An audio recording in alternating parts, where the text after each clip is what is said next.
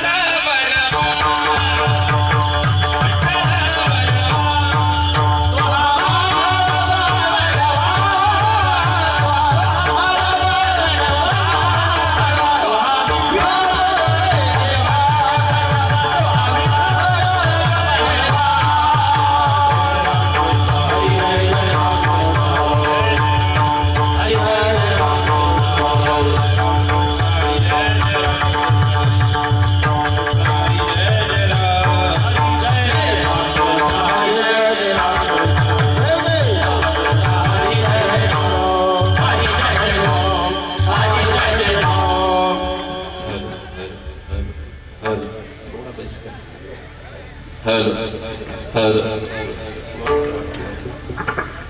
Hello hello hello hello खाली बस रोशन काय बोलला तू ते हात नको लावू धक्का लागला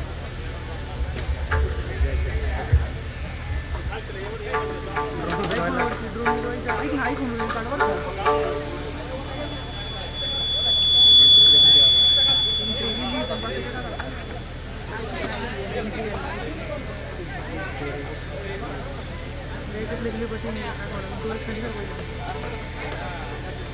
कॅमेरा बंद राहिला ना कॅमेरा आडवी काढायची ना ऐकून आले ते मार आणि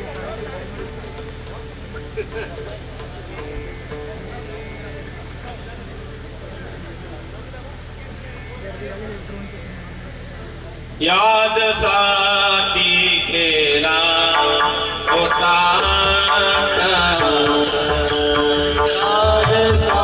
साठी गेला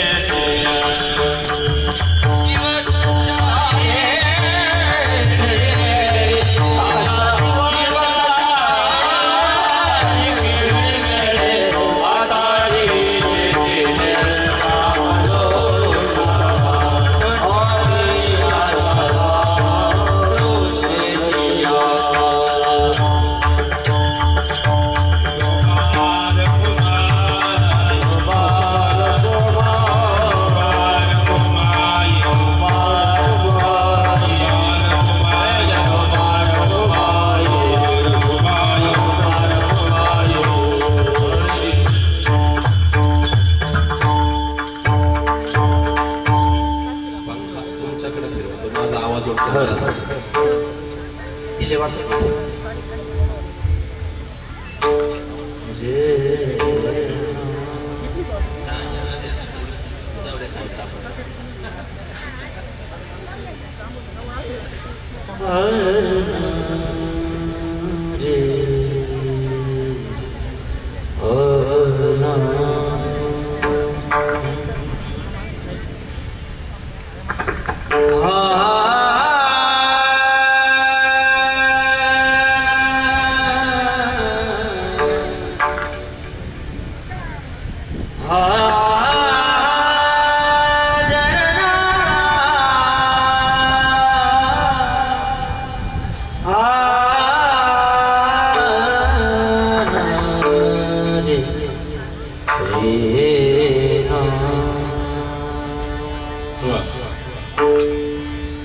याद साठी गेला होता हास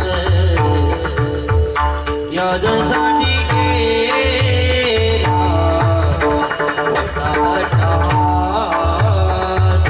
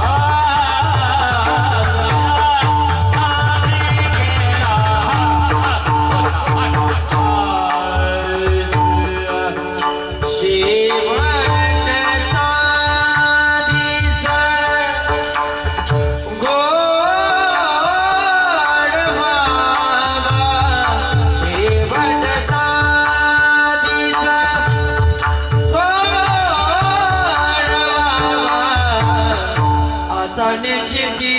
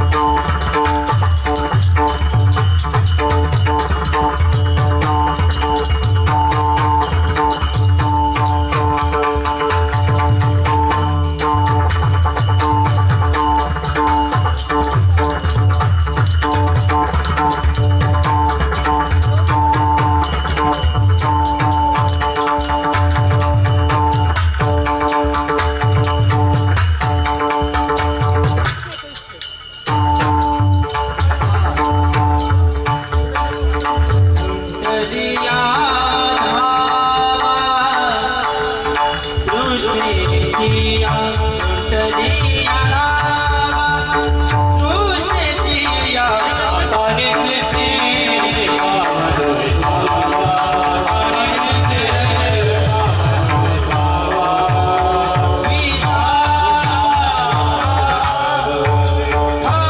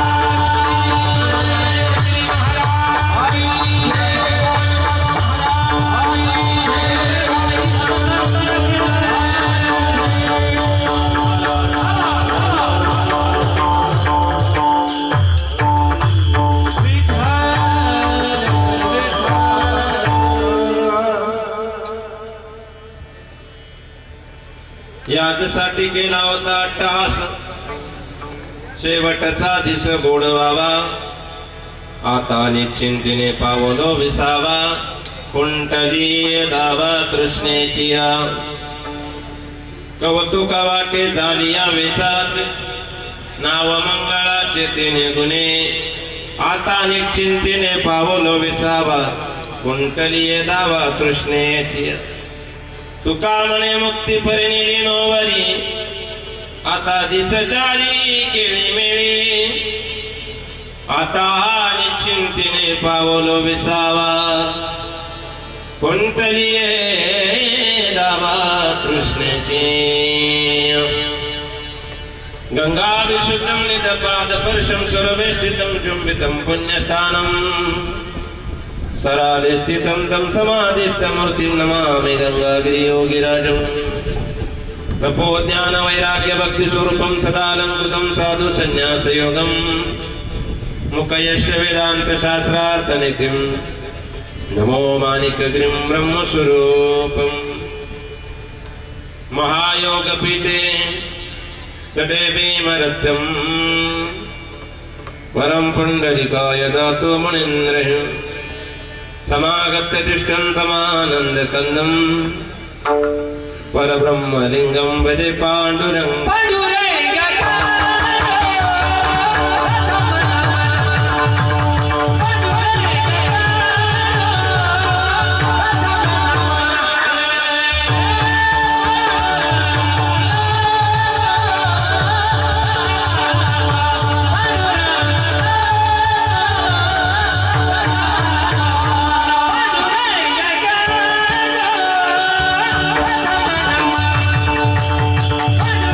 Hey!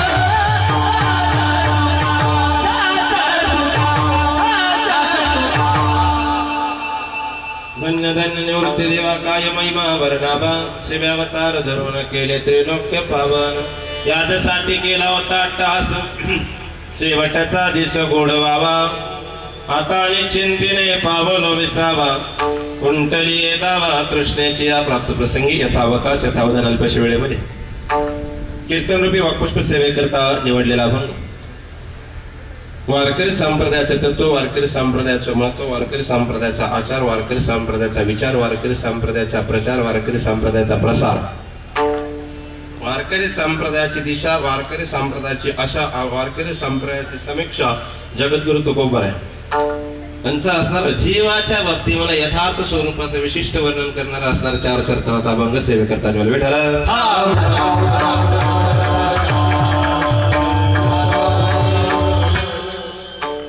सेवेला सुरुवात करण्यापूर्वी अल्पसा परिचय परिहार वाक्याच्या दृष्टिकोनातून खरंच मला धन्य माता पिता तयाची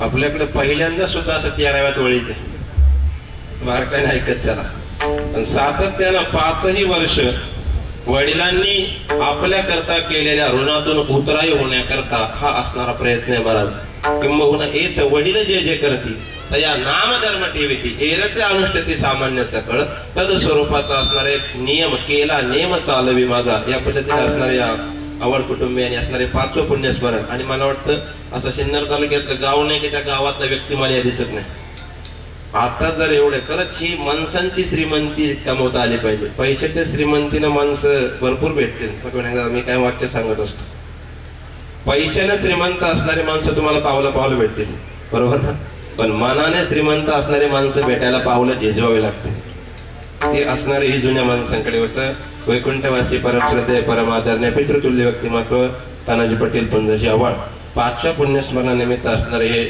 5वे वर्ष श्राद्ध माझ्या वाट्याला आले त्यांच्या प्रीत्यर्थ असणारे उदंड असा परिवार आहे 3ही बंधू होते बरोबर ना आणि 3ही अगदी काळ्याची सेवा करत असताना प्रपंचाचा गाळा इतका थाटामाटात उभा केला प्रतिकूलतेचा काळ सरला आणि अनुकूलतेच्या काळामध्ये असणारा सर्वस्व प्रदान करून फळफळली या तरुची शाखा सहज भूमीशी वल्लभे देखा कसं असणार तो भार जमिनीकडे झुकवते ना तसं असणारा लेकडांकडे हा प्रपंच घेऊन बाबांनी इहलोकीचा प्रवास संपला त्यांच्या प्रीत्यर्थ असणाऱ्या स्मृती कैलासवासी पुंजाजी यशवंत आव्हाड बापू पाटील पुंजाजी आव्हाड लक्ष्मीबाई पुंजा आव्हाड जिजाबाई भाऊ पाटील आव्हाड पांडुरंग पुंजाजी आव्हाड हे त्यांचे धाकटे बंधू होते मला वाटतं आणि कायम असणारे त्या पाठीमाग आधार असावाच लागतो त्यांच्या प्रीत्यर्थ असणारे त्यांच्या धर्मपत्नी किंवा गंगा वगैरे ते सखुबाई तानाजी आव्हाड त्याचबरोबर असणारे चिरंजीव ज्ञानेश्वरदादा असतील आमचे पंडितदादा असतील त्यांच्या कन्या सुनंदा मल्हारी सांगळे सिंधुबाई जालेंद्र सांगळे लता अंबादास शिलक त्यांच्या असणाऱ्या भगिनी पकुबाई वामनी लक्ष गंगा वगैरे ते सखुबाई लक्ष्मण दराडे नकुबाई पांडुरंग टाकणे पुतणी नातवंड बाचे बाची उदंड असा परिवार पाठीमागे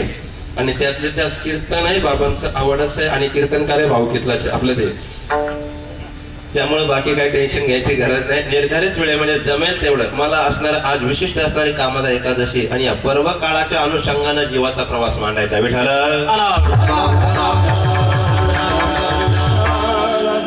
तत्पूर्वी ज्यांच्या साथीने सेवा शृंगाराची महाराष्ट्रातील सगळे गुणीजन रत्न एका मंचावरती आणि इतकं वातावरण लागतं बघा हो इतकं वातावरण लागतं आणि मला ही सवय लागलेली तुमच्या नाशिक जिल्ह्याच्या भाषेमध्ये पाठीवर जोगा घरचा लागतो असं फोडून सांगावं लागतं इकडं आलं का मग तर त्याला बरं वाटतं आता हाक्या किती हुशार असला जानवरात नाही पडायला काय करेन त्यामुळे असणारे मृदंग अलंकार मृदंग रत्न आमचे ज्ञानेश्वरजी महाराज पापळकर टाळ्या वाजल्या पाहिजे मला हे ताकदीचं वाटते एक 10 मिनिटात मंडपामध्ये रंगदेवता आणून टाकली इतकी ताकद आहे हातामध्ये बऱ्याच जणांच्या ताकद एवढी असते की 10 मिनिटात मंडप बाहेर टाकतात हे आळवण ताकदीची नको पारमार्थाच्या ताकदीची माणसं पाहिजे स्वर अलंकार भजन रत्न स्वर सम्राट चंदनेश्वर माध्यमिक विद्यालयाचे संगीत शिक्षक आदरणीय आमचे शिवनाथजी महाराज पवार असतील भजन सम्राट स्वर अलंकार महाराष्ट्रातला एक बुलंद आवाज आदरणीय सोमनाथजी महाराज बसवीन उपस्थित ज्ञात आज्ञा सर्व अवयवही माझी सगळी प्रेमाची दोडी मला वाटतं दापूर परिसरातून आलेली सर्व विशेष करून असणारी इथं उपस्थित असणारी जुळवाळची भजनी मंडळ हार्मोनियम वादक सुंदर साऊंड सिस्टम लाईव्हच्या माध्यमातून चालू आहे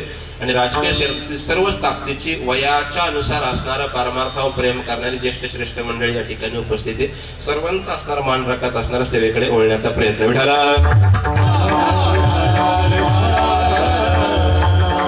आपल्या हिंदू संस्कृतीमध्ये का श्राद्ध करतात त्याची एक विचारधारा मला मांडायची आपल्याकडं मला वाटतं तारुण्याच्या ठिकाणी आई वडील सर्वस्व मुलाकरता समर्पण करतात. नीट ऐका बघा, बारकाने श्रवण करत चला, मला चिंतन विषयावरती यायचे. अगदी वार्धक्यापर्यंत सुद्धा त्याच्या चिंताचा असणारा विचार असतो की त्याचं चांगलं झालं पाहिजे. म्हातारा माणूस जरी असल्यानंतर म्हणतो मी आजूक तसा आहे, फक्त आपल्या पोराने डोळ्यात एकच चांगलं वागलं ना, मी मरेपर्यंत कष्ट करायला तयार आहे. ही जिज्ञासा वृत्ती ठेवणार एक नेतृत्व म्हणजे वडील आहे. मरेपर्यंत सुद्धा सेवा करतात.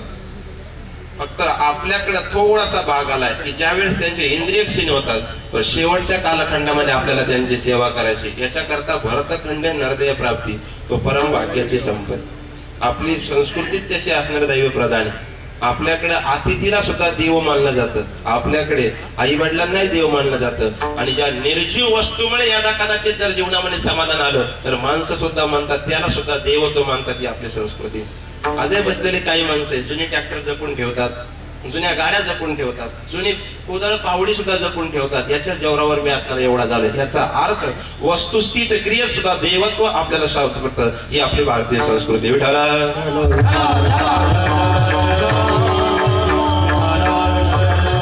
बाबांचं खरंच भाग्य महाराज. 5वं पुण्यस्मरण आणि ते सुद्धा असणार आजच्या एकादशीला आलंय. ते पंखा बंद करायचे, पूर्ण आवाज ओढते, नको बंद करून टाकतात. विठाला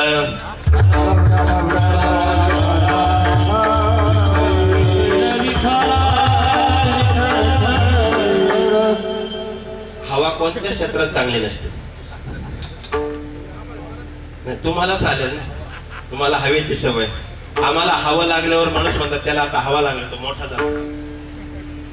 बरोबर आहे ना. फुगलेल्या फुग्यात जरी हवा आली ना तरी तो ढगात जातो. त्यामुळे कीर्तनात हवा नको, कीर्तनकार जमिनीवर राहायला पाहिजे.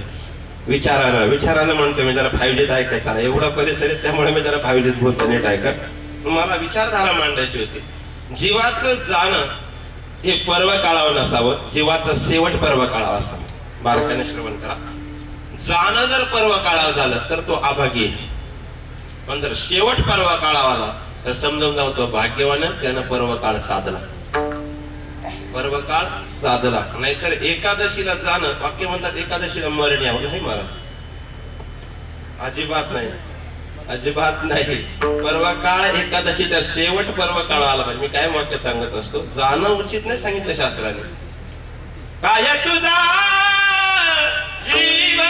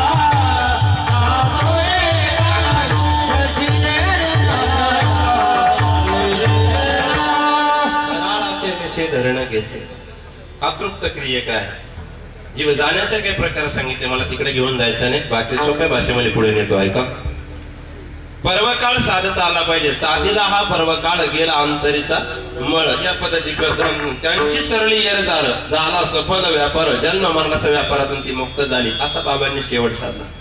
वाक्य नीट ऐका, 4 वाक्य सांगतो. ज्याची नीती चांगली आहे त्याची मती चांगली आहे. ज्याची मती चांगली आहे त्याचा विचार चांगला आहे, किंवा मती विचार शब्द दोन्ही समन्वय पद्धतीने सारखेच आहे. ज्याची मती चांगली आहे त्याच्या जीवनामध्ये गती आहे आणि त्याच्या जीवनामध्ये प्रगती आहे. वाक्य नीट ऐका, ज्याची मती बिघडली,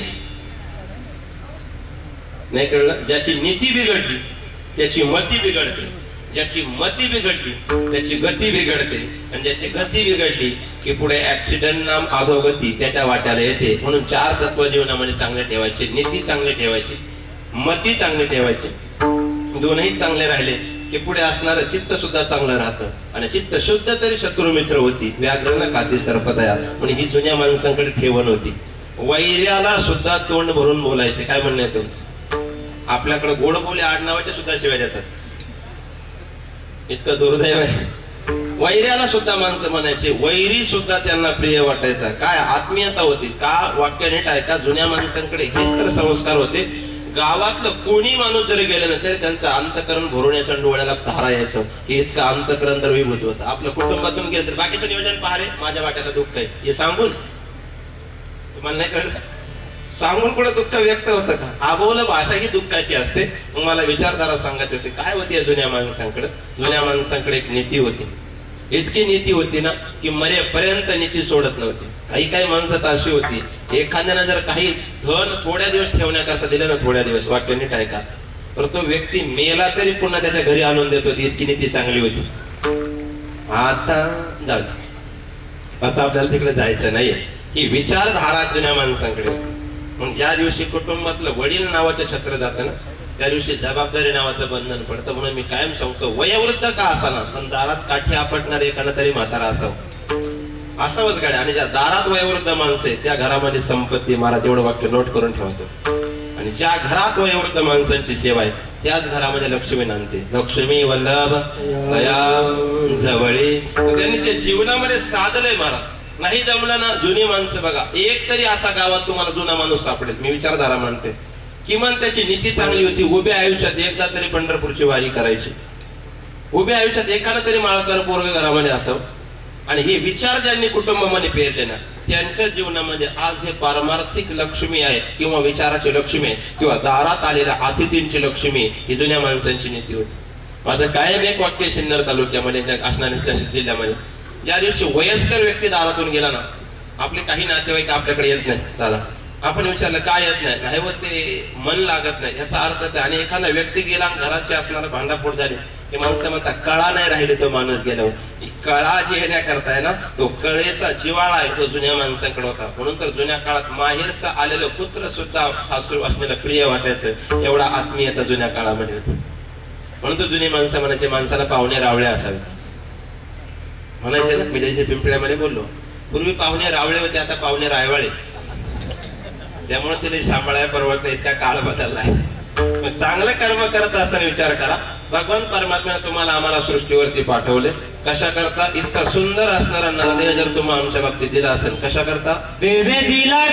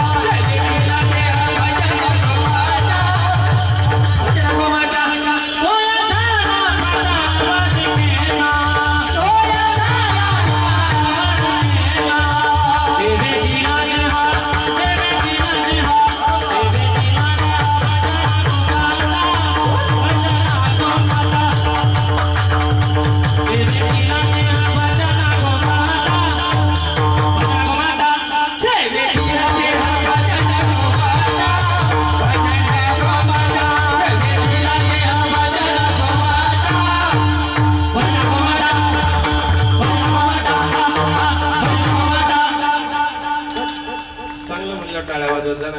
काही जीव तोडून म्हणताय का नाही? आपल्याकडे दुसऱ्याचे चांगलं झाले का मग टाळ्या वाजवतात? नाही, एवढं खरा नका बोलू माझ्या तोंडावर. विचारधारा नीट आहे का? मग काय होतं जुन्या माणसाकडे नीती, याचा विचार मला मांडायचा आहे. मृत्यू जगत प्रक्रियेमध्ये प्रत्येकाला आठवले. राजा रंग अथवा फकीर, जो आला तो रमला आणि शेवटी गेला. ज्ञानी विद्वान पंडित धनश्री दारिद्र्य कोणी जरी असला, त्याला मृत्यूच्या कचाट्यातून सुटता येत नाही. कालसत्ता आहे. मी कायम सांगतो, 3 सत्ता आहे. राजसत्ता आहे, धर्मसत्ता आहे, अर्थसत्ता आहे. ऐका, राजसत्ता बहुमताच्या जोरावर परावर्तित होते. धर्मसत्ता विद्वत्तेच्या जोरावर परावर्तित होते. अर्थसत्ता त्याच्या जोरावरती, चलनाच्या जोरावरती तिला निस्तेनाबूत करता येतं. तरी राजसत्तेतला राजबलवान घेऊ, धर्मसत्तेतला धर्म बलवान घेऊ, अर्थसत्तेतला अर्थ बलवान जर घेतला, तर या तिघांची जरी सत्ता बलवान असली तरी काळ सत्तेच्या पुढे आजपर्यंत कोणालाही जाता आलं नाही. ही काळाची सत्ता आहे, त्याच्यावरती संतांनी विजय मिळवला. म्हणून त्या मार्गाने आपल्याला जावं लागतं. कोणी विजय मिळवला याच्याकरता एक दृष्टांत देतो आणि मला अभंगामध्ये प्रवेश करायचा आहे. मी त्या दिवशी बोललो की नाही, मला माहित नाही इथे पिंपळ्याला वयानुसार काय होत असतं कधी कधी. स्वानंद सुख निवासी जोग महाराजांच्या बाबतीतला दृष्टांत आहे. जोग महाराज त्या काळात हिंद केसरी पैलवान होते आणि तालमीत कसरत करायची. पहिलवानच असतो.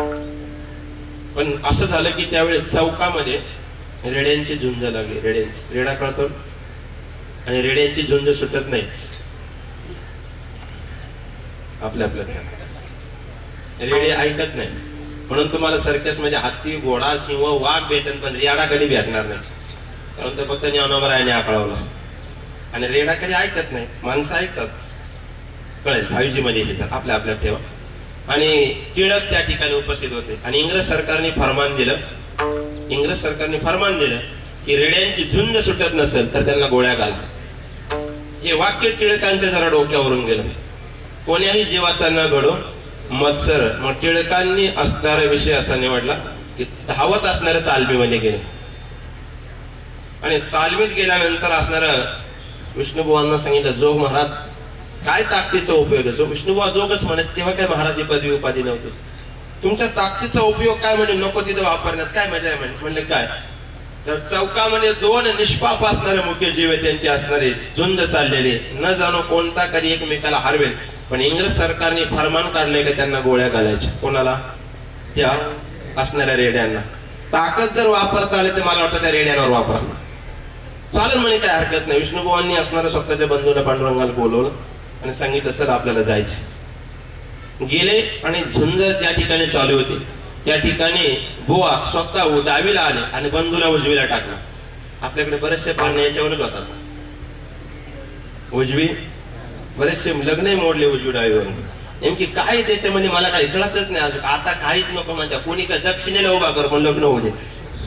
काळ बदललाय आता. दोघांचं जीवन लय वाईट आहे. मी विचार सांगतो, एक वयोवृद्ध माणसांची सेवा करायला कोणी नाही आणि 2 तरुण अविवाहित. या 2 समस्या सध्या महाराष्ट्रापुढे आहेत. तशा देशात 3 समस्या आहेत.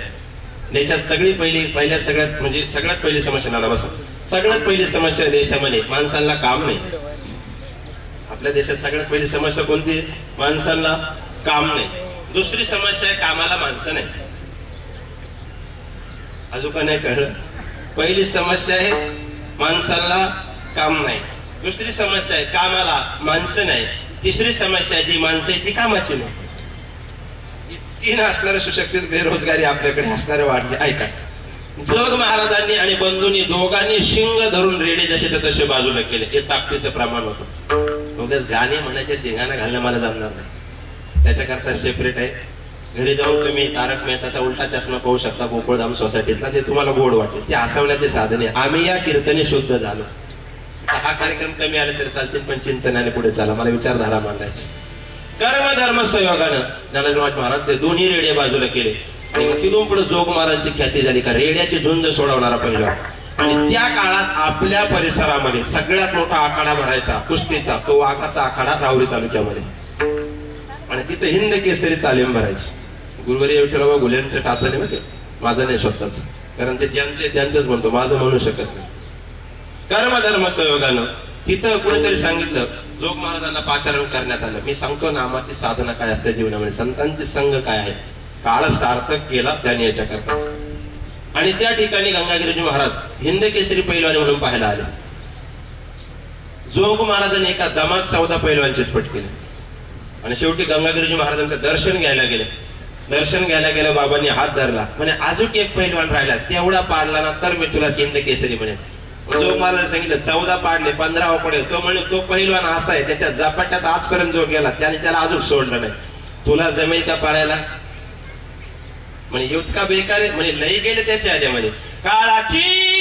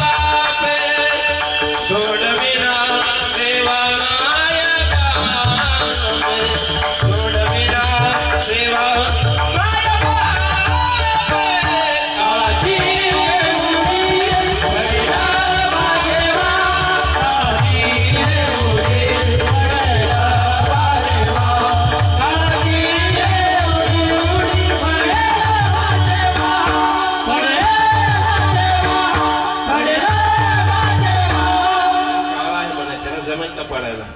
त्याच ठिकाणी लंगोट टाकला आणि सरला बेटामध्ये गेले. 65 एकरामध्ये बेट आहे, सर्वांना ज्ञात आहे, स्वानंद निवासी गंगागिरीजी महाराजांचं. आणि तिथं साधना केली.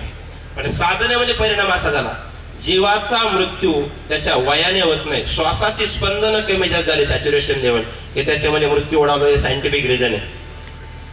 त्यांची स्पंदने वाढली, कारण मंत्राचा उच्चार असा आहे, तो चुकला की मृत्यू निश्चित आहे. मी त्या दिवशी कुठेतरी बोलून गेलो काळा सारावा चिंतन या अभंगावरती. मंत्र चुकल्यामुळे 2 माणसं गेली. अनुराधा पोडवानी रजस्वला अवस्थेमध्ये यायला बाबर सर, तर असणारा घशाचा कॅन्सर झाला. आणि मला वाटतं गुलशन गृहांनी मांस खाऊन गायला तर व्यक्ती गेला. ही मंत्राची साधना आहे, संप्रदायाची ही ताकद आहे. चला पुढे घेऊन जाऊ. उद्या कोणी म्हणालं का आवड मार्गाचा अभ्यास कमी होता. कर्म धर्म संयोगानं जोग महाराजांनी सांगितलं माझा मृत्यू जवळ आला, कारण मला कळलं स्पंदन वाढायला लागले. गंगागिरीजी महाराज होते, त्यांनी एक पत्र लिहिलं, सांगितले पत्र घ्या, आळंदीला जा, तिथं असणाऱ्या ज्ञानोबारांच्या समाधीवर ठेवा आणि ज्ञानोबा काय संकेत देतील त्या पद्धतीने जगण्याचा प्रयत्न करा. न जाणं तुमचा शेवट गोड होईल. यासाठी सांगतोय, 2ही पुरावे देतो याच्यामध्ये. ती तितक्या तातडीने तिथून पत्र घेतलं आणि ज्ञानोबारांकडे आळंदीला आल्यानंतर ते लिहिलेलं पत्र जोग महाराजांनी समाधीवर ठेवलं आणि ज्ञानोबारांच्या समाधीचं दर्शन घेतलं आणि पारायण करायला सांगितलं होतं. आजान वृक्षाचा आश्रय घेतला आणि पारायणाची भूमिका आहे का, भूक लागली तर आजन वृक्षाची पानं खायची आणि तहान लागली तर इंद्रायणीचं पाणी प्यायचं. याच्यावरती 108 पारायणाचा नित्य नियम केला. ज्ञानोबारांचा साक्षात्कार सांगितला आणि झाला आणि सांगितलं, विष्णुबुवा मरणाला एवढ्या लवकर घाबरू नका. अजून 45 वर्ष पुढे संप्रदायाचा प्रचार आणि प्रसार तितक्या ताकदीनं तुमच्यावरती धुराय, तुम्हाला मरण येणार नाही. हे मी तुम्हाला शब्द सांगतो. हे संप्रदायाची ही नामाची ही विचारधारा आहे, ही ताकद आहे. संतांनी काळावर विजय मिळवला.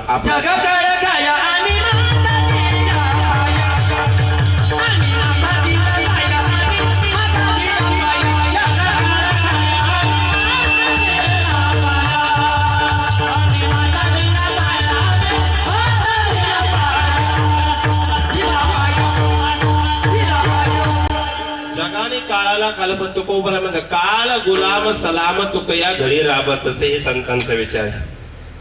आणि तुमच्या आमच्या बाबतीमध्ये काळाच्या ते यादी सोडून द्या, आपल्याला मासी पाक पाकडे तोवरी सरे. शिवनाथ महाराज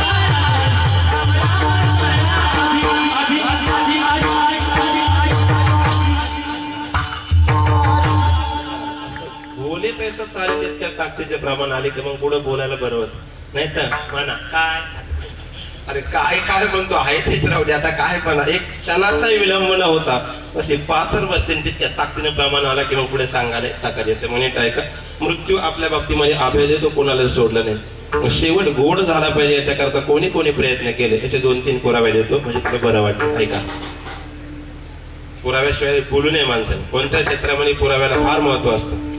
जाऊ द्या, पुढे घेऊन जातो. सध्या जगच पुराव्यावर चाललंय. कोण कोणाचा काय पुरावा देईल भरोसा नाही राहिला. त्यामुळं पुरावा पर्यंत माणसाने ओरावा इतकं शुद्ध वागा. विठाला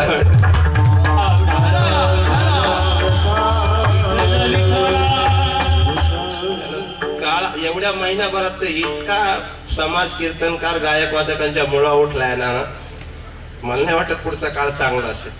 मी रात्री कर्जत सोलापूरला होतो, आदिनाथ बाबांच्या नियोजनामध्ये, तारकेश्वर गडाचे महंत त्यांच्या नियोजनामध्ये होतो. तिथे एक मला कीर्तन आटोपल्यावर भेटला. म्हणला, महाराज गाडी चांगली घेतली. म्हटलं प्रवासाचा विषय. मला कीर्तनकार गायक वादक ह्याला काहाला गाड्या लागत. आता थोडासा गडी त्याच भागात नव्हता साथ, ती भाषा त्यांच्या वेळी तशी नाही. बाबांना गायकांना गाड्या कशाला लागत्या म्हणलं, तुझ्या डोळ्याचे खासाडे झाले की कोंबड्या टेम्पूत चालल्या कोंबड्या एसी मध्ये, मग कीर्तनकार टेम्पूत घालतो. काय जगाचा विचार काय, कोणत्या क्रियेवर विचार करताय? वाक्य नीट ऐका. अनंतर धर्माचे प्रचारक प्रसारक जर कोटीच्या गाडीमध्ये फिरत असतील, स्वतःचे प्रायव्हेट जेट आहेत, तर आम्ही त्या धर्माचे प्रचारक प्रसारक ज्याच्या दारात सोन्याचे पिंपळ, मग त्याची लेकर ऐश्वर्यात परमार्थ करणारच ना महाराज. परमार्थ काय दुबळा आहे का? लोक म्हणलं मग फॉर्च्युनर घेतात, मला 100% घेतले पाहिजे. फॉर्च्युनर कीर्तन करायला 100% घेतले पाहिजे, फक्त विचार फर्निचर असले नाही पाहिजे. त्याला विचार तेवढे स्टँडर्ड लेवलचे असले पाहिजे, तर ती विचारधारा तिथपर्यंत पोहोचते. मग कोणी अट्टहास केला होता याच्याकरता पुरावा देतो, चला पुढे घेऊन जातो. ज्यावेळेस सुंदरकांडामध्ये प्रसंग आला, सुग्रीवानं असणारे 7 मिळवली. कोणाची? जगाच्या मालकाची. कारण काय होतं? मी जाऊ घरी, एवढा समाज जमलेला विद्वानांची श्रवण करते. कारण काय होतं? की स्वतःची पत्नी वालीकडे होती आणि देवाने सुग्रीवाची संगती केली. का? देवाची रावणाकडे होती. समानशील व्यसने सुसख्यम, गीतेचं वचन आहे. समान दर्जाची माणसं समान दर्जाच्या माणसाची संगती करतात. खाणारा खाणाराची करतो, गाणारा गाणाराची करतो. पुढचं माझं पाठ नाही, ते परत करेन मी. चला, ती संगती. मग दोघांचा संग झाला आणि वालीला मारायचं ठरवलं, पण वालीला देव सुद्धा समोरून मारू शकत नव्हता, इतका बलशाली होता. वाक्य नीट आहे का? वाली, कंस, रावण ही काय कमी ताकदीची माणसं नव्हती महाराज.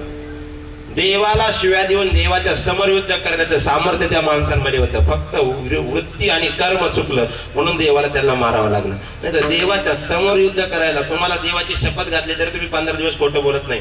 हे दुर्दैव फक्त गीतेची शपथ घेऊन खोटं बोलतात सध्या काळामध्ये. हे जनरेशन बदललेलं आहे. कर्म धर्म सुयोगानं देवाने सांगितलं तू युद्ध कर, पण मी त्याचा वध बरोबर करतो. का केला माहिती का? वाल्मिकाचं लिहिलेलं होतं, कपिकुळ उद्धरले मुक्त केले राक्षस. मला तर कधी कधी एक असणारा सुंदर विचार मांडावा, तो वेळेचा अभाव पडतो या दिवसामध्ये. देवाच्या संगतीत राहिल्यावर जास्त उद्धार होतो का देवाच्या विरोधात? बोला ना, तुमचं काय मत आहे? काहीच नाही. तुम्ही सगळे अपक्ष लढता, त्यामुळे दुर्दैव आहे आपलं. नीट आहे का? देवाच्या संगतीत राहिल्यावर उद्धार होतो का देवाच्या विरोधात? आता बोलत चला, किती सोपा प्रश्न आहे. कशात होतो? देवाच्या संगतीत. बरोबर आहे. कधी कधी दुर्दैव वाटतं, देवाने जेवढे संगतीत होते ना तेवढ्यांना आधी कधीच नाही उद्धार केला. जेवढे विरोधात होते तेवढे पहिले सक्षम केले देवाने. भक्ता पायापाशी दुर्जनाशी संवारी आणि सरळ सिद्धांत आहे. संवार केला तर उद्धार झाला ना. देवाच्या हातून मृत्यू आले उद्धार झाला ना. सरळ प्रमाणात खंडन झालं का नाही? उद्धार सांगताना विषय सांगतो मी. ज्या वेळेस असणार राम रावण युद्ध झालं, सोमनाथ महाराज समोरासमोर युद्ध झालं, त्यावेळेस जगाच्या मालकानं भगवान आधी वैकुंठवासीकडे विनंती केली की माझ्या वानरांचा उद्धार करा. कोण म्हणतंय? जगाचा मालक. मग वानर संगतीत होती की विरोधात होती? संगतीत होती ना. मग तिथं सगळ्यात आधी उद्धार राक्षसांचा झाला. मुक्त कपिकुळ उद्धार आलं, पण मुक्त केले राक्षसांचा कसं काय उद्धार झाला? त्याला बारीक सूक्ष्म विचार सुंदर कांडामध्ये. राक्षस रोज युद्ध करताना देवाकडे बघायचे. बोला ना. युद्ध करताना राक्षसांचं तोंड कोणाकडे? देवाकडे. आणि देवाचं तोंड कोणाकडे? राक्षसांकडे. आणि देवाचं तोंड पाहिलं किती पुण्य आहे महाराज.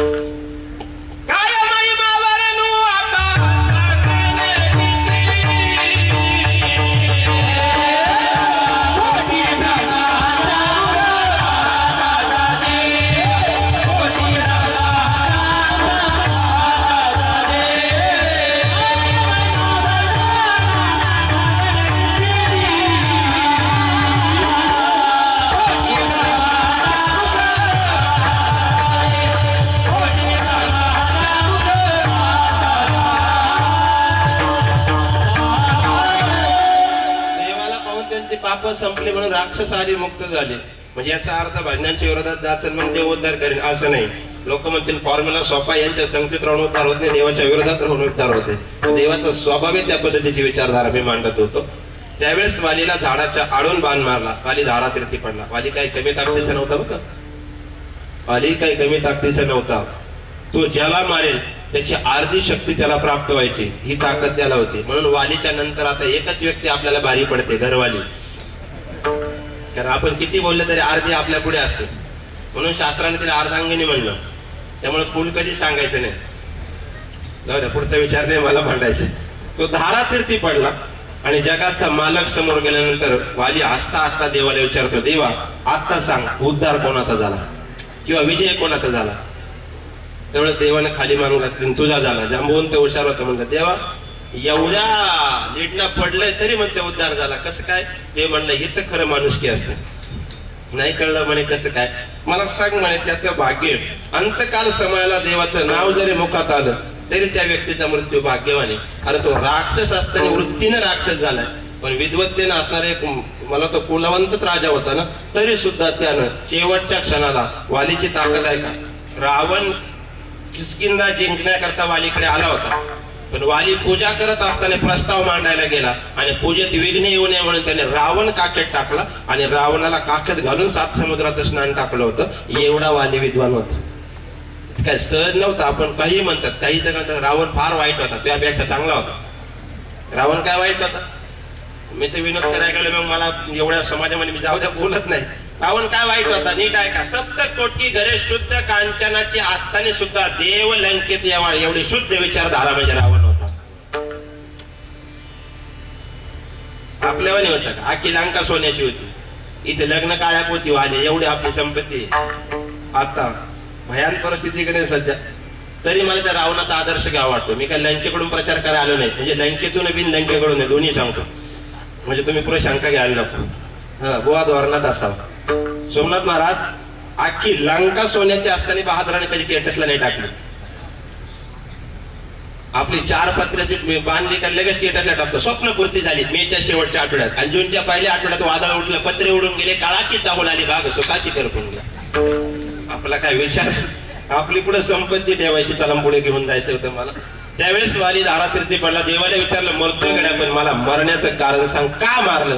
देवाने सांगितलं पाप. देवा पाप तुझ्याकडे बघितल्यावर संपलं. धर्म हेतू अवतरे हो बसाई मारे हो मोरे व्याघ्र की नाही मै बैरी सुग्रीव प्यारा अवगुण ना तकवन मोहे मारा. का मारलं? देवाने सांगितलं काहीतरी कर्म शिल्लक राहिलं असं, पण माझा विजय झाल्याचं भाग्य. पण वाली तू एवढा बलशाली असताना सुद्धा तू मृत्यू माझ्या हातून स्वीकारण्याचं कारण काय? म्हणला गड्या ज्याला तू मारले तो किती भाग्यवान असावा का, तो दुसऱ्या क्षणाला मला राक्षसिनी सारखी पुतना सुद्धा मुक्त झाली गड्या. तेव्हा बाकीच्यांची यादी बाजूला ठेवा. मग वालीला विचारलं तू एवढा बलशाली असताना सुद्धा युद्धामध्ये थोडीशी हार घेऊन देवाचा बाण येईपर्यंत सावध राहिला, कारण तुला धनुर्विद्ये पारंगत होता. पण तो म्हणला याच्याकरता तर एवढे वर्ष साधना केली होती, याच्याकरता एवढे वर्ष साधना केली होती का शेवट गोड झाला पाहिजे.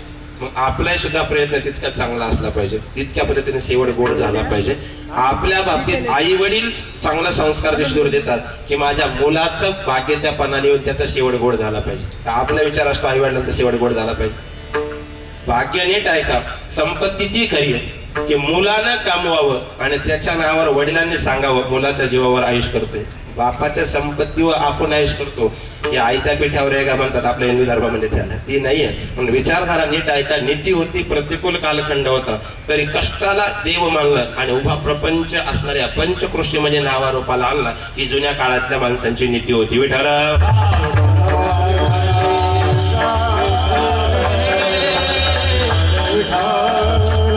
जीवाला मृत्यूच्या दिशेने जावं लागतं, जीवदशा भोगावी लागते, कारण त्याच्या पाठीमागे ते 5 भूत असे त्या पद्धतीने लागलेले.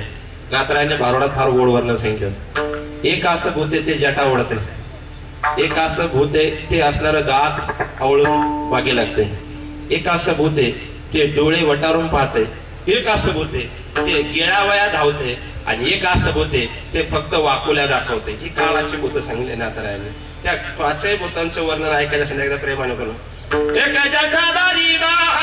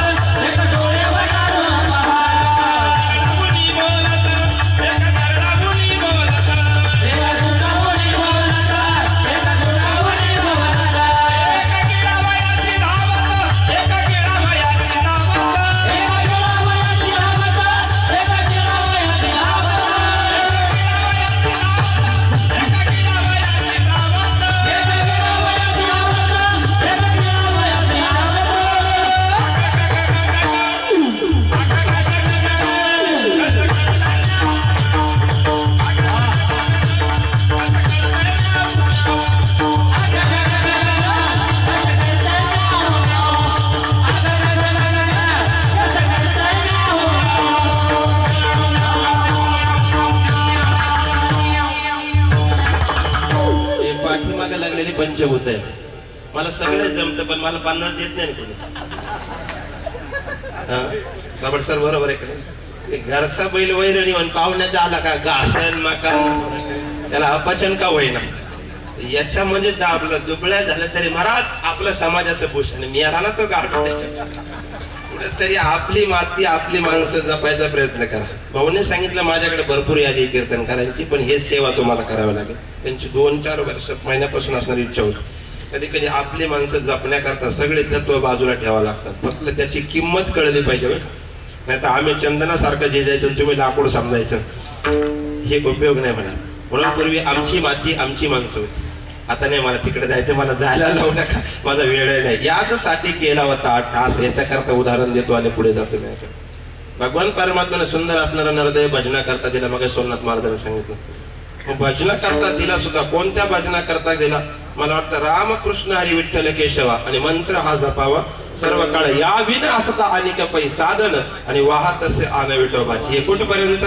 हे जवळ सगळं सिद्ध आहे तोपर्यंत हे फिरायचे. पण ज्या दिवशी हे सगळं संपेल ना त्या दिवशी बसल्या जाग्यावर सुद्धा भजन करायचं. देव भेट देतो सुखे येतो घरा नारायण सुखे येतो घरा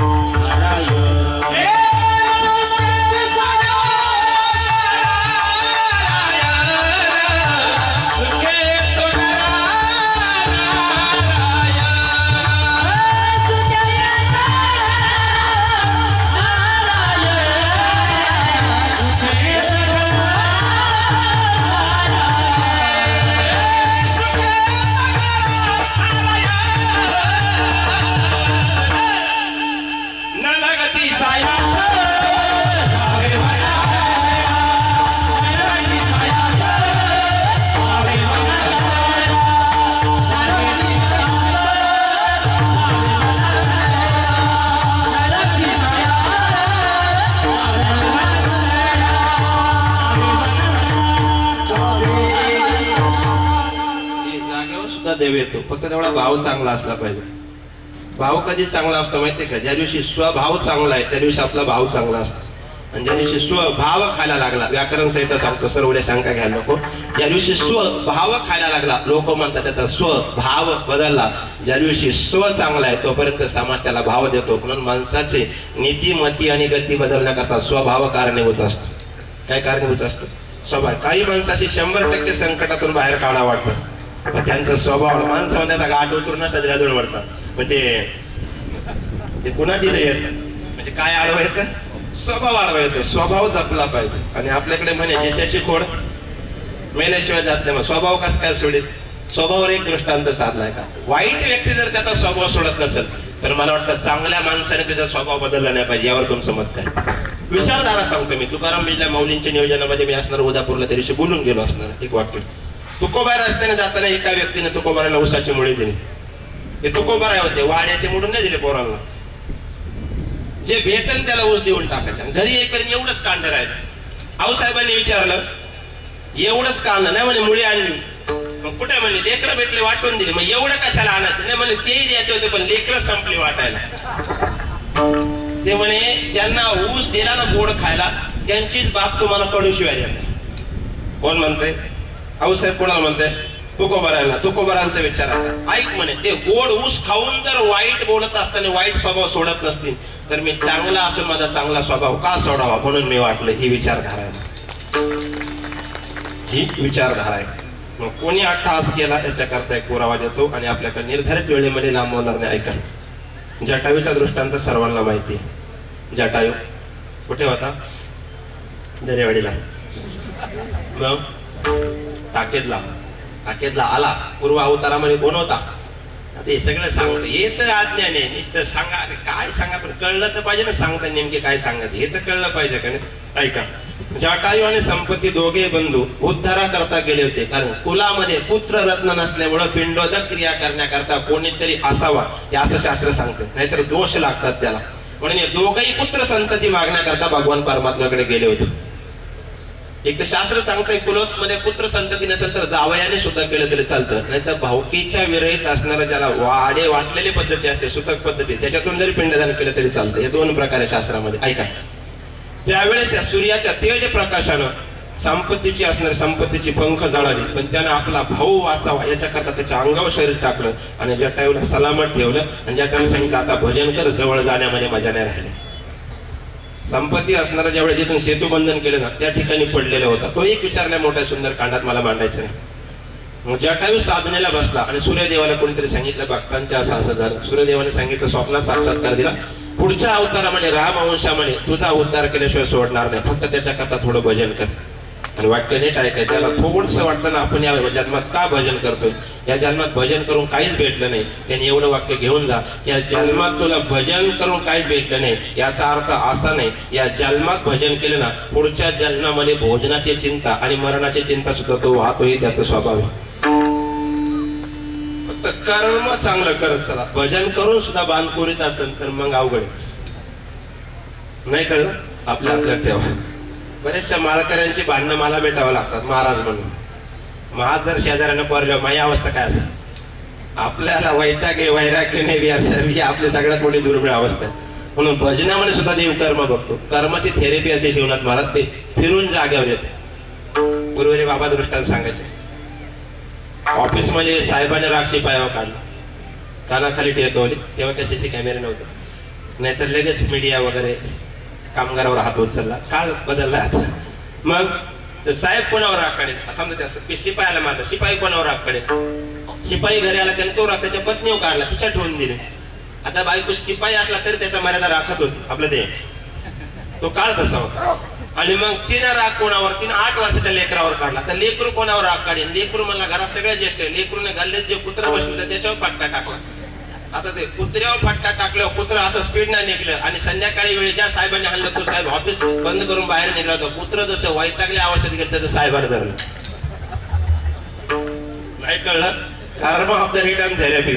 कर्म फक्त दिसत नाही पण ते फिरून आपापली शिक्षा द्यायला जागेवर येतं. म्हणून थोडं सावध पद्धतीने कर्म करा. बरोबर आगा कर्मी जे उरावे ते सुख दुःखी पडावे ते भोगावया यावे ते आहे का? जसं कर्म आहे तसं फळ भोगावं लागतं.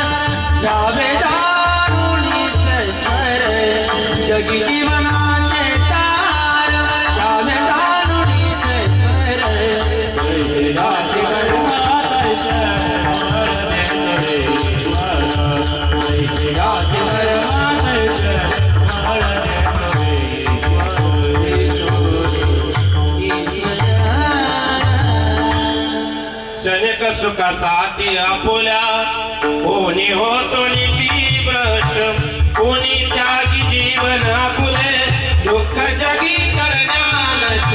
देह करी जे जे कामा, देह करी जे जे कामा, आत्मा भोगितो नंतर. जैसे जाती कर्मा तैसे फळ देतो ईश्वर. एवढं जरी कळलं तरी बाद झालं. वाईट केलेलं कर्म जनावराला कळते, माणसाला सोडा. धावणीचं खानदानी जनावर जर यदा कदाचित मालकावर धावलं ना कपडे बदलल्यावर नंतर 10 मिनिटं ते स्वतःच शर्मेने खाली मान घालते. काय म्हणणं आहे तुमचं? मान खाली घालते, गड्या आपल्याकडून चूक झाली. पण इथे आयुष्यभर सांभाळलेली कार्टी बापा उभं राहतात आणि त्यांना काहीच पश्चाताप वाटत नाही. माणसांपेक्षा जनावर बरी इतकं कलियुग वाईट आलंय. मला विचारधारा मांडायची होती, याच्याकरता पुढे नेतो. त्या जटायू साधनेला बसला आणि रावण सीतामाईला घेऊन असताना जटायूने अडवले, वेळ कमी आहे. आणि रावणाने जटायूची पंख चाटली आणि जटायू धारातीर्थी पडला. आणि धारातीर्थी पडल्यानंतर जगाचा मालक जटायूला जवळ आला, मान मांडीवर घेतली. असणाऱ्या त्या वल्कल धारण केल्या पंचानं त्याच्या रक्ताबंबळ झालेले पंख आगर देवाने पुसून घेतले. आणि जटायू विचारले, खरे तू माझे भजन करतोय, तू मला ओळखतो का? देखावे ऐकावे एक नारायण. एवढं ऐकलं होतं मला, पण तो कसा आहे मला माहित नाही. रंग नाही, रूप नाही, नाही वर्ण छाया, निराकार निर्गुण तुझी रघुराया, मै गुलाम मै गुलाम मै गुलाम तेरा. म्हणून तर आपली संस्कृती न दिसणारा देवावर सुद्धा अंतकरणाने विश्वास ठेवते भारतीय संस्कृती. काय का नाही? एखाद्या माणसाच्या बाबतीत चांगलं घडलं, काय म्हणतो तो? कोणाची कृपा? बोला ना. देवाची कृपा. देव पाहिलाय का? नाही. मग तरी विश्वास आहे का नाही? काही काय माणसं, मी सांगत असतो SP कॉलेजला एका प्राचार्य बिहार साहेब त्याने एक अर्धा तासात सिद्ध केलं जगात देव नाही. अर्ध्या तासात. आणि 80 वर्षाचे टपोऱ्या म्हणायचे माळकरी सुद्धा त्याच्या पाया पडले. गुरुवारी भोले बाबा त्या यादीमध्ये होते. सगळे म्हणे देव नाही, काय हुशार आहे. त्यांनी अर्ध्या तासात सिद्ध केलं. आणि नंतर ते सभा संपल्यावर बाबा त्याच्या पाया पडले. तो बाबांच्या पाया पडला. मला एक प्रश्नाचं उत्तर द्या. जगात देव नाही एवढं बोलायला तुम्हाला कसं काय सुचलं? कसं काय एवढी बुद्धी चालली? तुम्हाला देवाची कृपा नाही कळलं? देव आहे किंवा नाही या विचारधारेवर राहू नका. देव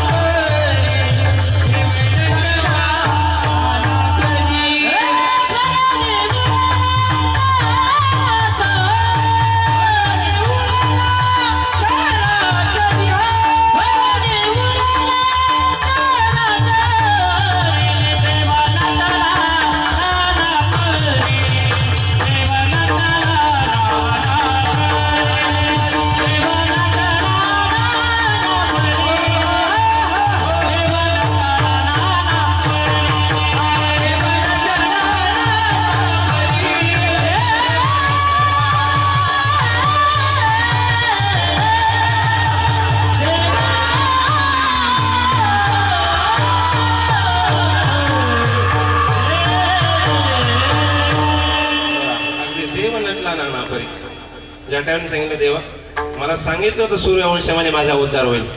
मी कागदशास्त्रातला पक्षी तर याच्याकरता बलिदान देतोय. आबला नारी रावण घेऊन गेला. एवढं सांगण्याकरता एवढा टाइम मी भजन केलं.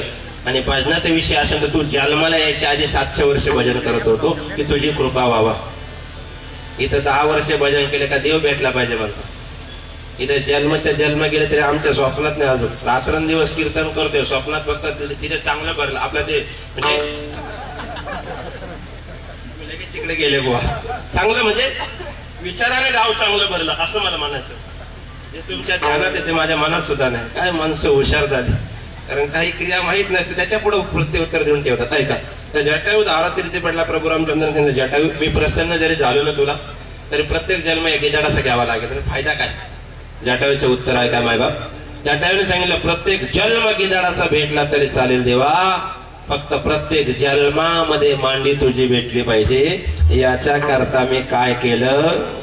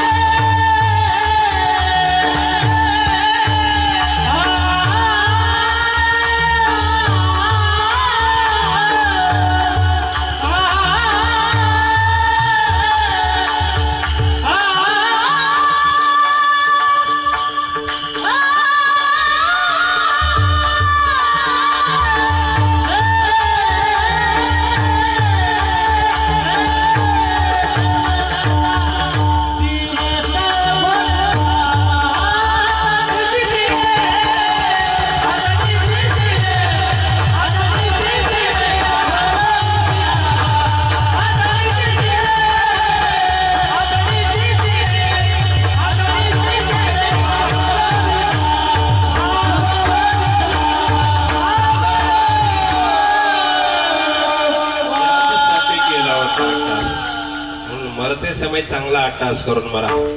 आता बरेचसे म्हातारे असे मेले त्यांनी 4-4 पिढ्या मध्ये वाद लावून ठेवले. आमचे गुरुजी म्हणायचे मरताने गावानं चांगलं म्हणलं पाहिजे, पेढे नाही वाटले पाहिजे आपल्याकडे. काही भाग्यवाने मेले तर गाव सुखी होत आपलं ते म्हणजे माणसं म्हणतात ते बरं झालं देवा घरी गेला. ज्यानं गाव सुखी नाही ठेवलं तो देवा घरी जाईल. एवढं देव येणार वाटला का याने गावात वाद लावले, वर आलो इंद्राच्या पुढची आठवून का देव इंद्र संघ भांडाय बसला आपला. ते देव इंद्र संघ पुढची करता भांडाय बसला असं मला म्हणायचं होतं. वाक्य नीट आहे का? ज्या माणसानं नीतिमती चांगली ठेवून बांधावरून वाद झाले त्या क्षणाला पुढची पिढी शिक्षणाकडे ते ओढावली. बाबांच्या न्यायाप्रमाणे एकरही का पण लेकर शिका. त्याच पोरांनी शिक्षणाच्या जोरावर पैशाच्या जोरावर बांध सोडा ती वावरं विकत घेतली. ती माणसं डोक्यानं चालली म्हणून त्यांनी इतिहास घडवला. ती माणसं डोक्यानं चालली म्हणून त्यांनी इतिहास घडवला. आणि ज्यांनी 3-3 पिढ्या मी सांगतो तसंच होईल. भिकेला लावली माणसं भिकेला. काय म्हणणे तुमच्या यावरती मी विचारधारा मांडतो. मी तर काय वेळ झाले सांगतो. एक म्हातारं मरणच आणि अख्खे नातेवाईक वैतगले. ते गेले का आहे का बाबा फोन करायचे तिकडून आवरायला पाहिजे टमाट्याच्या सीजनाला असं तिकडं म्हणजे त्या काळामध्ये. म्हणे मग काय केलं ते म्हणे मी मरण पुरावं पण मला सगळे एकत्र पाहिजे. सोबत आता सगळी गडी एकत्र बोलावली. एवढं कुटुंब ना त्याच्या म्हाताऱ्याच्या हातावर एवढी थप्पी लागली होती हातांची. मग कुटुंब केवढं असेल तुम्ही विचार करा. आणि शेवटी म्हाताऱ्याला सांगितलं या सगळ्यांच्या वरून माझा हात ठेव. कोणाचा? म्हाताऱ्याचा. आणि म्हणे मग बाबा काय इच्छा आहे तुम्ही विमानात सांगा तरी सुद्धा तुम्हाला आम्ही दिल्लीला कुठं सांगा जिकडं तिकडं विमानाची यात्रा करून आणतो. म्हणे मग नाही माझी शेवटची इच्छा आहे. म्हणे काय? म्हणे काय मी तरच मरेल. इच्छा काय ते सांगा. म्हणे शेवटला मरायच्या इच्छेचे सुद्धा कोटी रुपये देतो पण तुम्ही सांगा मरा नाही सांगा. बाबा म्हणे शेवटची इच्छा एकच आहे. जो 3 पिढ्यांपासून वाद चालित आला हा असाच पुढे गेला पाहिजे. तो पहिल्याच पिढीला मिळाला पाहिजे. हे नाही मला शांती रूपे नव्हे कोणाचा वाईट वाढवी महत्व वडिलांचे. उत्तमची गती तो एक पावेल उत्तम भोगील जीव खाणी. जगी ऐसा बाप वावा ज्याचा वंश मुक्ती सजावा. ज्याचा वंश मुक्ती सजावा तो जीवनातला बाप असतो. निश्चिंती काय असते? ज्या दिवशी कर्तृत्वान मुलगा डोळ्यासमोर 4 चौघांच्या ओटावर त्याचं नाव येतं ना त्या दिवशी वडिलांची निश्चिंती असते. बास नाही कमवलं मी. तुम्ही फार श्रीमंतीच्या जोरावर श्रीमंत म्हणतात ना हे शून्य आहे. पण ज्या बापाची मुलं आजच्या कलियुगात निर्व्यसनी तो जगातला सगळ्यात पहिला श्रीमंत. तो काय म्हणतात तुम्ही? तो जगात पहिला श्रीमंत आहे की ज्याची सगळी पोरं काही नसताना निर्व्यसनी. नाही तर 70% प्रॉब्लेम आहे भरपूर आहे. जळता जाळायची नाही पण कार्ट बिघडले. मग काय जाळायची ती संपत्ती संस्कार नसेल तर काय थोरं पण जाळावे ते. वडिलांची ताकद काय असते? शेवटच्या दृष्टांत सांगून थांबणारे गुण वाढत चालले. वाजले की 12 जाऊ द्या ना घरी मला निर्धारित वेळेमध्ये थांबायचे. ऐका वडील मरेपर्यंत सुद्धा अंतःकरणामध्ये साठवून ठेवतात. एक तर शास्त्राचं सांगते जन्मदाता पित्याच्या समोर कधी लेकराचा मृत्यू होऊ नये. तो जिवंतपणे मेलेला असतो. पित्या देखत पुत्र मरे पुत्रा देखून या पिता जरी. याचा पुरावा देतो महाभारतातला. 100 पोरं मारली गेली. कोणाची? धृतराष्ट्राची. आणि शेवटी त्याला जेवण घालायला सुद्धा कोणी राहिलं नाही कारण विचारधारा संपली ना. सल्लागार चुकीचा आल्यामुळं विचारधारा संपली. सल्लागार चुकीचा आल्यामुळे विचारधारा संपली. कधी कधी तळतळाटही चांगला नसतो. द्रौपदीच्या तळतळाटाने 100 मेली आणि सीतेच्या तळतळाटाने लंका जळाली. विठ्ठला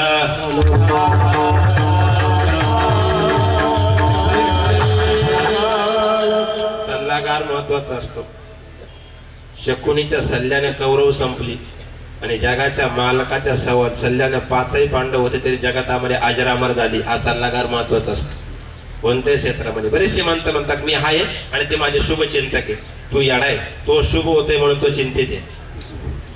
जरा जवळची माणसं ओळखायला शिका. कधी कधी मी सांगत असतो मी विनोदाने सांगत असतो. पाण्यात पडलेली उंदराची पिल्लं कबुतराने उचलली. वेरसाहेब म्हणला यायला त्यात उद्धार झाला पाहिजे आणि ते घरट्यात आणून पंखा खाली ठेवले आणि अर्ध्या तासाने त्यांना थंडी लागू नये म्हणून त्याच्यावर पंख ठेवले. आता उंदराचीच पिल्लं ती अर्ध्या तासाने कबुतराने ओढण्याचा प्रयत्न केला. त्याच्यानंतर लक्षात आले एकही पकाट ठेवलं नाही यांनी. असे बरेचसे उंदरे पंखा खाली ठेवलेले पण न जाणो कबुतरावर सावध व्हा ते कधी पंख चाटते. नाही कळलं का? आपल्या ठेवा. निश्चिंती सांगतो मी. त्यावेळी धृतराष्ट्र भाकर खायला कोणाकडे आला? शेवट पांडवांकडे झाला जेवायला, शेवटी तिकडे झाला. आणि अनावधानाने देव भेटायला आला आणि धृतराष्ट्र पाहिला, फार बारीक झाला होता काका. पहिला चांगला असा जाडा होता, बोका नाही म्हणलं मी, माझी वेळ संपत झाली. म्हणजे काय झालं बारीक नाही म्हणलं, मग आपले दात आपले होत जुनी म्हण. मग जगाचा मालक पाकगृहाकडे गेला. अर्जुनाला म्हणला स्वयंपाक दाखवा आजचा. देवाने सगळे ताट उचकून बघितले. अर्जुन म्हणला देवा का चेक केलं? नाही मला बऱ्याच घरांनी म्हाताऱ्याला एक पाच, बाकी कुटुंबाला एक असं असतं म्हणे. नाही कळलं, आपल्या ठेवत चला. तसा काही प्रकार नाही. मग काका खात नाही का? नाही म्हणलं चांगला जोग होते, तसं काही शंका नाही म्हणे. मग वाढायला कोण आहे म्हणे? काकाला. भीम आहे म्हणे. अरा मग तर मेलाच म्हणला काका. भीमाला बोलव म्हणे माझ्याकडे. वडील सांगतो मी. भीमाला बोलवलं. भीमा काकाकडे जातो, मला 100% काकाकडे जातो म्हणे. मग मला सांग, काकाला जेव तू घालतो 100%, पण काही बोलतो का? देवा अजिबात शपथ, देवा शपथ खोटे बोलत नाही. म्हणलं मग काय म्हणतो? कधी वैतागले म्हणतो, खाय आंधळ्या तुझ्याच पोरांच्या रक्ताचे खाय. देव म्हणला कांता बाप जेवण रक्ताचं म्हटलं, 100 पोरं हल्ली तू त्याच्यावाली. मग ते देव धृतराष्ट्राकडे गेले, माफी मागितली. म्हणे माफ करा. का बरं एवढे बारीक झाले? एक सल आहे म्हणे मनामध्ये, एक शेवट गोड करण्याकरता. काय? मी पाहिला नाही गड्या डोळ्याने, पण लय ऐकलाय की त्यांनी 100 पोरं माझी मारली ना, मला एकदा त्याला भेटायचे आणि त्यानंतर मी मेलो तरी चालेल. फक्त एकदा भेटायचं, असा महान वीर योद्धा कोण आहे त्याला भेटायचंय. जास्त स्तुती झाली का समजून जायचं पुढे काहीतरी घातक आहे. अति स्तुती नको, अति निंदाही नको. भीम म्हणला देवा बाजूला सर लगेच भेटतो. देव म्हणला ताकद पुढे वापरू नको, कारण ज्याला लय ताकद असते त्याला हे कमी राहतं. आमचे गुरुजी सांगायचे कर्मधर्म सगळे. देवाने सांगितलं भीमा तुला एवढा सोपा वाटला? तो विरहात बसलेला आहे, 100 पोरं तू मारलेली, तुला पाहायचं काय करू शकतो? म्हणलं देवा काय करणार? आपण त्याची 100 संपवली म्हणला. पण बघायचे तुला बाप नावाची ताकद काय असते. देवानं असणारा लोखंडी पोलादाचा पुतळा तयार केला आणि भीमाला धृतराष्ट्राच्या हातात हात द्यायला लावला आणि भीमाला बाजूला काढलं आणि पुतळा जसा धृतराष्ट्राकडे दिला तर 100 पोरांचा विरह डोक्यात आला आणि माग ठेवलेला सगळा राग पुतळ्यावर काढला. जाग्यावर पुतळ्याचं पीठ करून टाकलं. भीमाच्या आईस्क्रीमच झालं. भीम म्हणला देवा मला वाटले म्हातारे. म्हणलं तुला काय वाटलं? तो विरहामध्ये जगत होता की 100 पोरं ज्यांनी मारली. आणि त्यावेळेस पुन्हा धृतराष्ट्राला विचारलं आता काय नाही म्हणे. आता भीम मारला ना याच्याकरता त्यांच्या ताटातलं अन्न खात होतो. फक्त एक दिवस असा यावा की भीम माझ्या चपाट्यात सापडावा. माझ्या रक्ताच्या नात्याची 100 मारले ना, आज त्याला मी मारलं. आता माझ्या जीवनात बाकीचे सगळे कर्म संपले. तसं विकाराधिक दोषांना भरलेलं जो असणारं मन आहे ते भीम रूपी असणाऱ्या क्रियेनं आहे. तो धृतराष्ट्र रूपी नाम साधन वापरावं लागेल. आता इथं थोडं उलट सांगतो मी, महाभारताच्या दिशेने सांगतो. इथं धृतराष्ट्र रूपी नाम साधन वापरावं लागेल आणि विषय रूपी भीम जो आपल्या अंतकरणामध्ये बसलेला आहे ना, तो भीम मारण्याकरता नामरूपी साधना जर आपल्याकडे आली तर तो कोबराय म्हणतात की निश्चिंती आणि विसावल येते अभंग.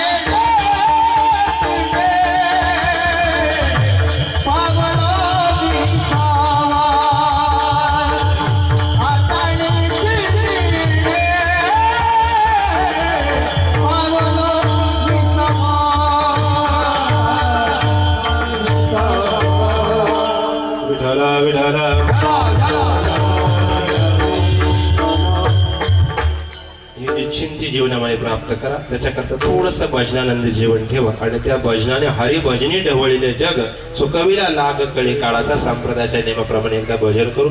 5 मिनिटांमध्ये वडिलांच्या शेवटच्या चरणामध्ये मोदी सांगतो आणि लांबवणारने आधी सांगितलं होतं. शास्त्रोक्त पद्धतीने 2-4 पुरावे देतो आणि थांबणारे. प्रेमाने सगळ्यांनी एकदा गोड भजन करायचंय. विठोबा रखुमाई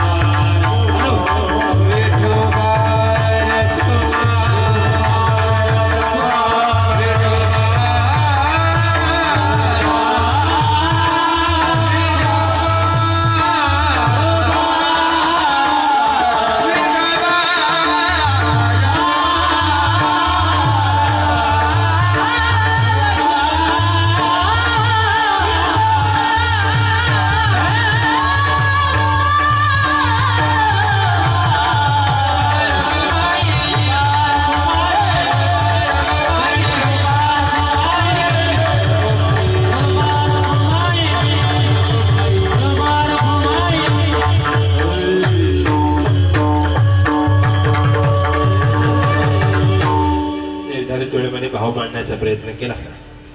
इतक्या मनोभावाने जर तुम्ही श्राद्ध केलं असेल तर मला वाटतं माझे झाले गाया वर्जन आणि फिटले पितरांचे ऋण. खरंच भाग्यवान असणारी मुलं आहेत.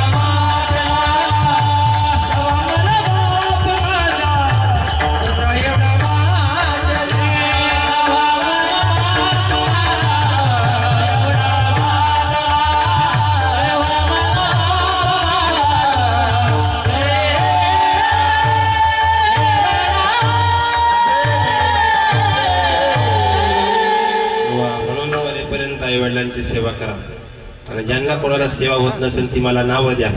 मी मरेपर्यंत त्यांची सांभाळायची जबाबदारी घेतो. फक्त माझी आट एवढी, त्यांच्या नावावरची माझ्या नाव करा.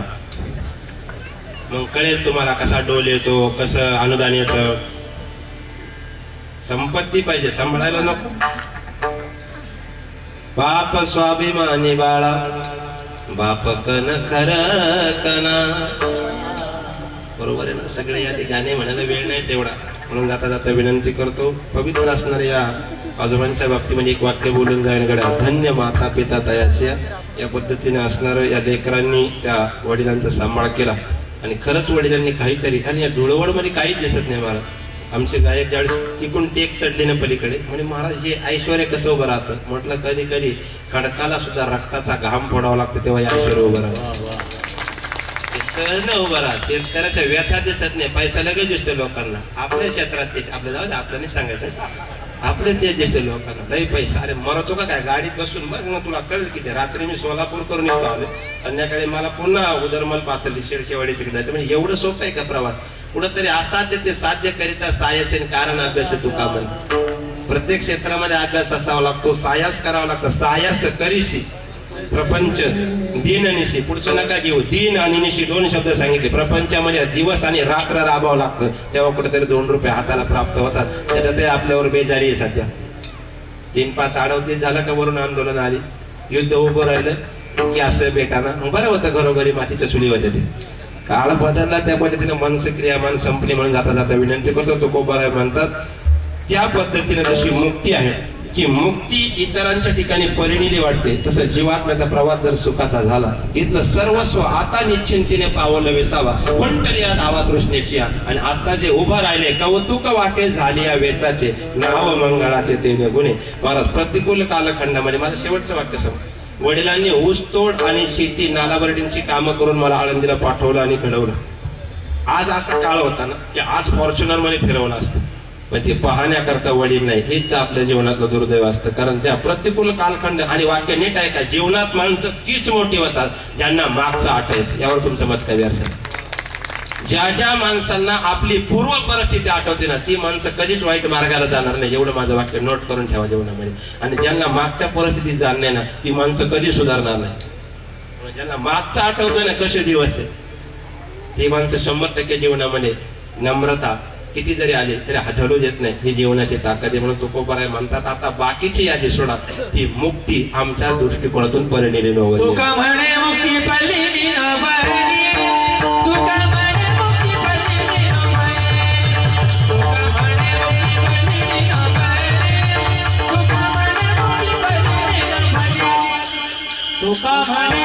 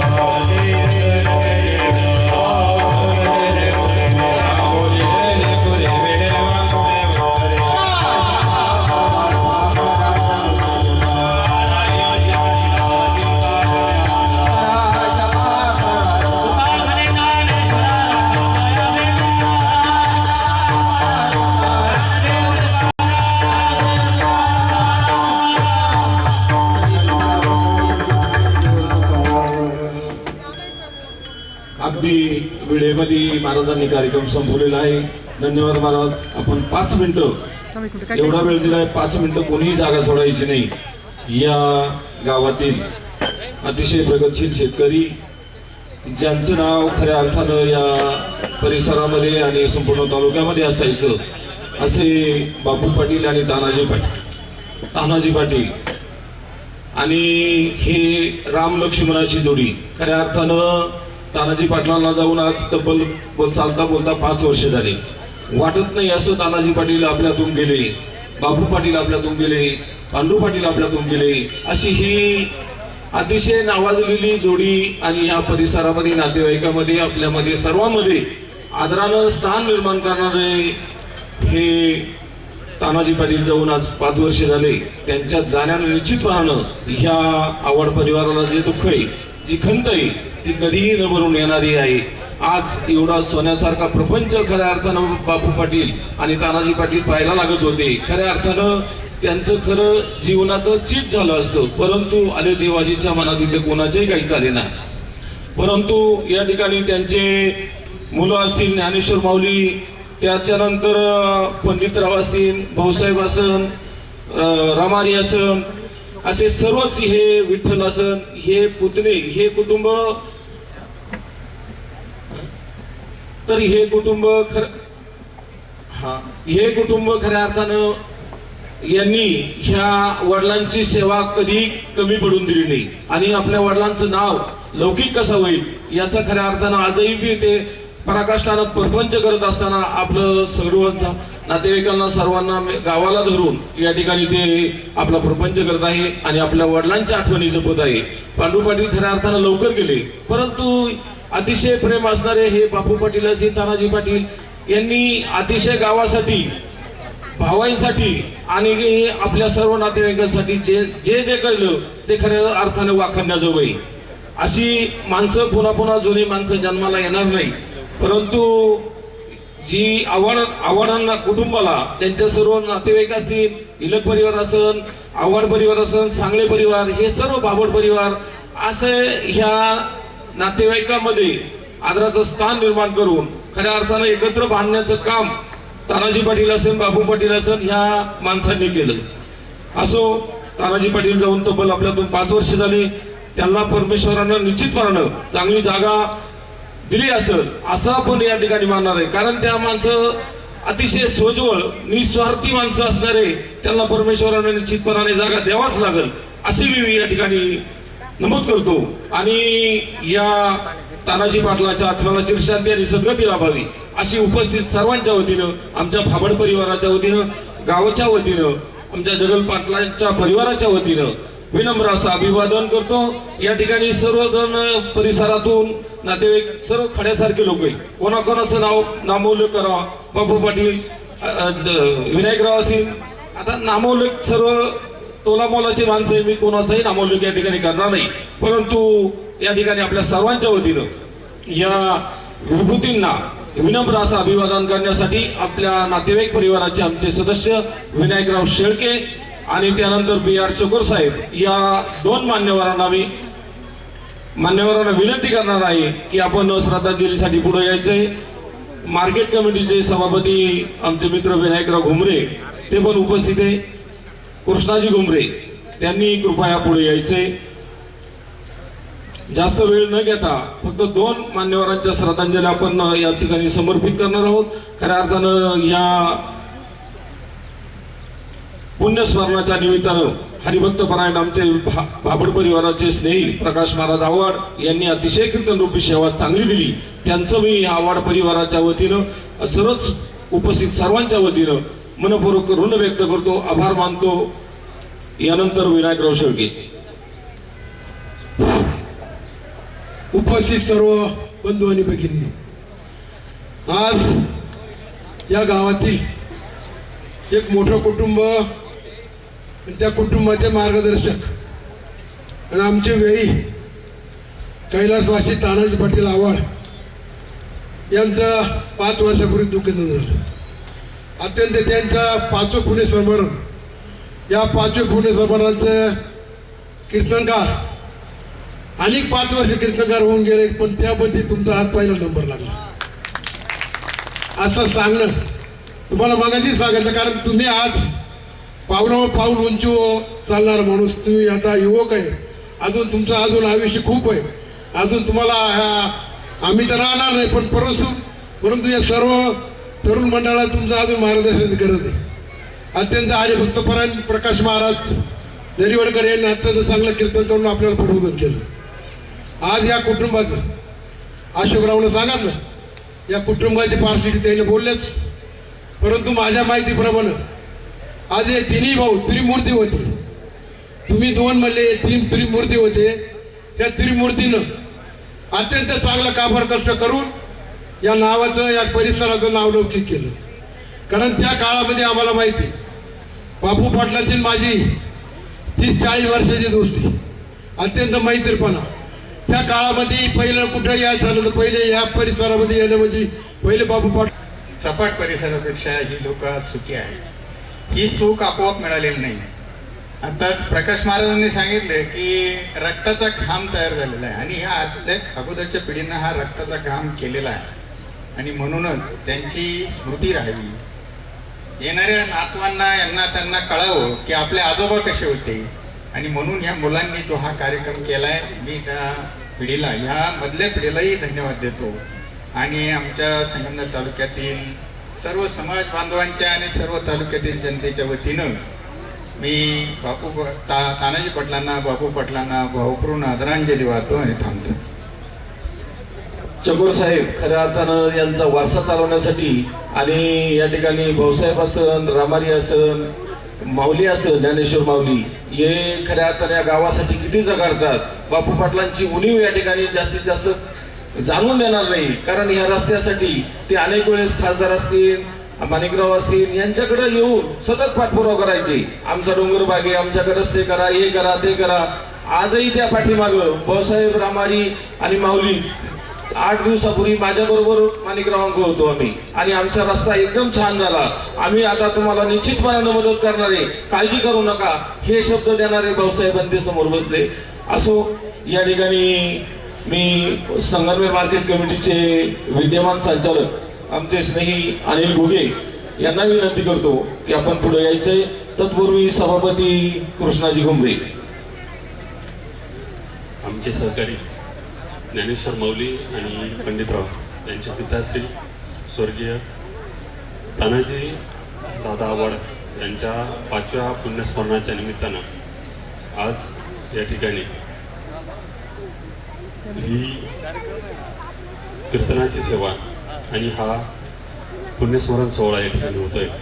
खरं तर माणसानं आयुष्य कसं जगावं आणि आयुष्य जगल्याच्या नंतर ज्या काही स्मृती आहेत त्या कुटुंबाने कशा जपाव्यात याचा एक आदर्श वस्तुपाठ या आव्हाड कुटुंबियांनी या ठिकाणी घालून दिला आहे.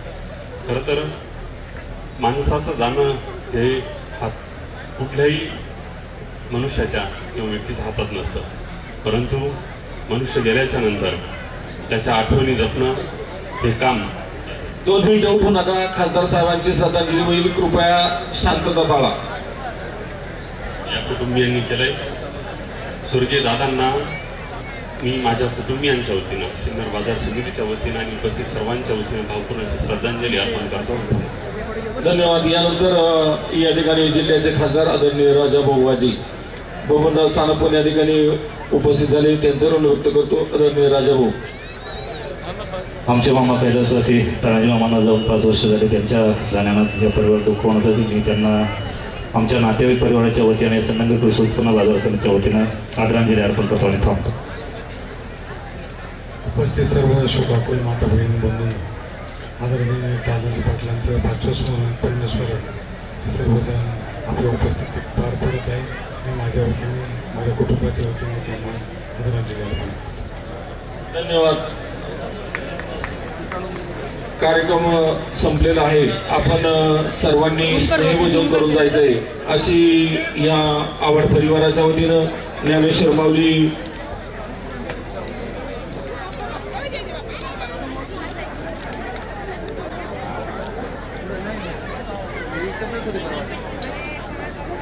ज्यांना उपवास असेल त्यांनी पण या ठिकाणी फराळाचं करून जायचंय आणि कोणीही स्नेहभोजन केल्याशिवाय जाऊ नका. स्पर्धानिमित्त उपस्थित झालेले सर्व मान्यवर मंडळी, आमचे नातेवाईक सर्वांचं मी विठ्ठल पाटील असेल, रामारी असं आणि पंडित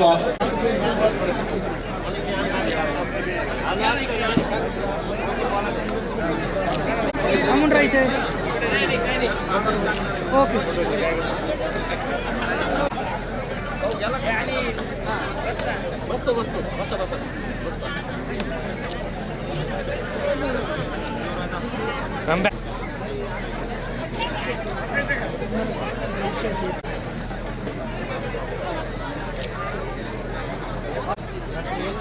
इकडे समोर